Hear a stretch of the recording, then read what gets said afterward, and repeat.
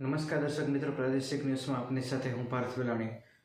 હળવદ ભૂમાફિયા માટેનું સ્વર્ગ બની ગયું છે, કારણ કે બેફામ રીતે અહીંયા કને ખનિજની ચોરી કરવાની એના લીધે ભૂમાફિયાઓ માટે હળવદ એક સ્વર્ગ સમાન વિસ્તાર બની ગયો છે. દરરોજ કરોડો રૂપિયાનું ખનિજ હળવદમાંથી ચોરાઈ રહ્યું છે. વાત કરવી છે હળવદના સુંદર ભવન વિસ્તારની, કે જ્યાં ખાણોમાંથી લાલ માટીની બેફામ રીતે ચોરી કરવામાં આવી રહી છે અને ભૂમાફિયાઓ બેફામ બની ગયા છે. અને દરરોજે દરરોજ કેટલા ડમ્ફરો ત્યાંથી અહીંયા લાલ માટીના ચાલી રહ્યા છે. ખાણ ખનિજ વિભાગ હોય, આરટીઓ વિભાગ હોય અને આ તમામ જે વહીવટીતંત્ર છે એ તમામ સુધી શું હપ્તા પહોંચતા હશે ત્યારે જે બધી લાલ માટીની ચોરી થતી હશે.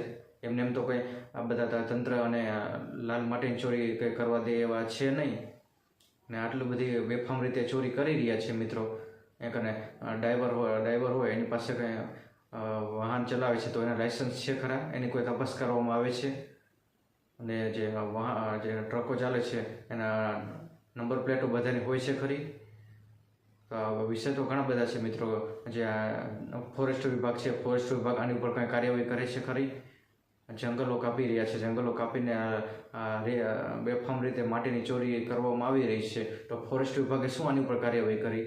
એ કેમ નથી કાર્યવાહી કરતું? શું ત્યાં સુધી પણ હપ્તાઓ પહોંચે છે? ખાણ ખનિજ વિભાગ હોય, ફોરેસ્ટ વિભાગ હોય, આરટીઓ વિભાગ હોય, આ કોઈને કાંઈ ખબર નહીં હોય શું આ ચોરી થાય છે એની?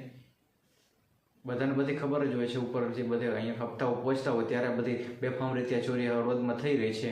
એમને એમ તો કોઈ ચોરી કરવા દેતો નહીં હોય અમને.